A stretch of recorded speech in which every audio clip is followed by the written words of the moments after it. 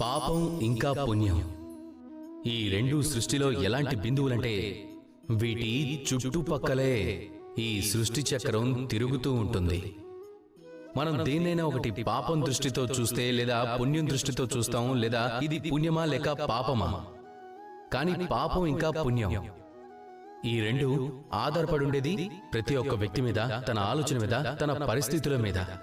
చూడండి, ఒక వ్యక్తి ఉన్నాడు, తను చాలా రోజులుగా అడవిలో తప్పిపోయాడు. చాలా రోజులుగా తను భోజనం చేయలేదు.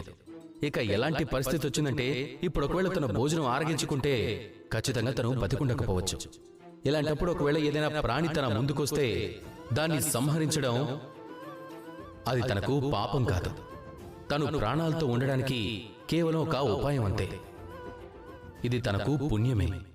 అదే ఒకవేళ నేను ఇంకొక వ్యక్తి గురించి చెప్పాలి అంటే తను ధనికుడు, తను చాలా సుఖంగా సౌకర్యాలతో సురక్షితమైన జీవితాన్ని గడుపుతున్నాడు. ఇది తను చేస్తే కనుక అది పాపమే. ఇలాగే సృష్టిలో పాప పుణ్యాల గురించి రకరకాల నియమాలనేవి ఉన్నాయి. అందులో ఒక తేలికైన నియమం గురించి మీకు చెప్పాలి అంటే అది ఏమిటంటే, మీరు ఎప్పుడైనా ఏదైనా పని చేస్తే దానికి ముందు ఆలోచించండి. నేను ఏ పనినైతే చేయబోతున్నానో దానివల్ల ఈ ప్రపంచంలో జీవిస్తున్న మిగతా వాళ్ళందరూ కూడా వాళ్ళకి ఏదైనా బాధ కలుగుతుందా? ఒకవేళ వాళ్లకు బాధ కలిగితే అది పాపమా? ఒకవేళ మీరు ఇలాంటి పని చేస్తే దానివల్ల ఇతరులకు సంతోషం కలిగితే, వాళ్ల మొహాల్లో చిరునవ్వు వస్తే, ఒకవేళ ప్రేరేపించబడి జీవితంలో అభివృద్ధి సాధిస్తే, ఒకవేళ వాళ్ళు ఎదిగారు అంటే అది పుణ్యం.